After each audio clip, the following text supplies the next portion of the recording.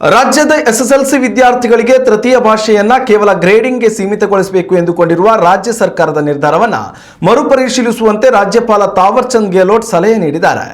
ಶಿಕ್ಷಣ ಇಲಾಖೆ ಹಾಗೂ ಇತರೆ ಅಧಿಕಾರಿಗಳೊಂದಿಗೆ ಸಮಗ್ರವಾಗಿ ಚರ್ಚಿಸಿ ವಿದ್ಯಾರ್ಥಿಗಳ ಹಿತದೃಷ್ಟಿಯಿಂದ ಸೂಕ್ತ ನಿರ್ಧಾರ ಕೈಗೊಳ್ಳುವಂತೆ ರಾಜ್ಯ ಸರ್ಕಾರಕ್ಕೆ ನಿರ್ದೇಶನ ನೀಡಿದ್ದಾರೆ.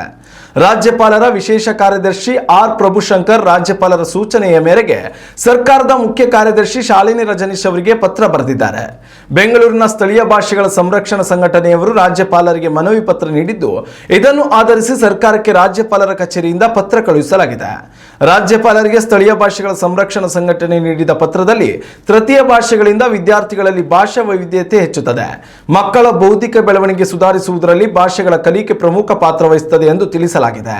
ಅಲ್ಲದೆ ತೃತೀಯ ಭಾಷೆಗಳಿಗೆ ಕೇವಲ ಗ್ರೇಡಿಂಗ್ ನೀಡುವುದರಿಂದ ವಿದ್ಯಾರ್ಥಿಗಳು ಆ ಭಾಷೆಯನ್ನು ಗಂಭೀರವಾಗಿ ಪರಿಗಣಿಸದೆ ಹೋಗಬಹುದು.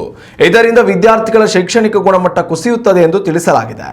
ಈ ಎಲ್ಲ ಅಂಶಗಳನ್ನು ಪರಿಗಣಿಸಿರುವ ರಾಜ್ಯಪಾಲರು ಸರ್ಕಾರಕ್ಕೆ ಪತ್ರದ ಮುಖೇನ ಮತ್ತೊಮ್ಮೆ ತಮ್ಮ ನಿರ್ಧಾರ ಮರುಪರಿಶೀಲಿಸುವಂತೆ ತಿಳಿಸಿದ್ದಾರೆ. ವಿದ್ಯಾರ್ಥಿಗಳ ಶೈಕ್ಷಣಿಕ ಗುಣಮಟ್ಟ ಕುಸಿಯದಂತೆ ಶಿಕ್ಷಣ ಇಲಾಖೆ ಅಧಿಕಾರಿಗಳು ಸಮಗ್ರವಾದ ಚರ್ಚೆ ನಡೆಸಿ ಸೂಕ್ತ ನಿರ್ಧಾರ ಕೈಗೊಳ್ಳಬೇಕು. ವಿದ್ಯಾರ್ಥಿಗಳ ಹಿತಾಸಕ್ತಿಯಿಂದ ಸಮಾಲೋಚನೆ ನಡೆಸುವಂತೆ ರಾಜ್ಯಪಾಲರು ನಿರ್ದೇಶನ ನೀಡಿದ್ದಾರೆ. ಉತ್ತಮ ಸಂಸ್ಕಾರಯುತ ಶಿಕ್ಷಣದೊಂದಿಗೆ VSS English medium CBSE school Udupi Muddur. ನರ್ಸರಿಯಿಂದ 10ನೇ ತರಗತಿವರೆಗೆ ಶಿಕ್ಷಣದ ಜೊತೆಗೆ 5ರಿಂದ 10ನೇ ತರಗತಿವರೆಗಿನ ವಿದ್ಯಾರ್ಥಿನಿಯರಿಗೆ ಉತ್ತಮ ಹಾಸ್ಟೆಲ್ ಸೌಲಭ್ಯವೂ ಇದೆ. ನಿಮ್ಮ ಮಕ್ಕಳ ಪ್ರವೇಶಾತಿಗಾಗಿ ಈ ಸಂಖ್ಯೆಗೆ ಕರೆ ಮಾಡಿ.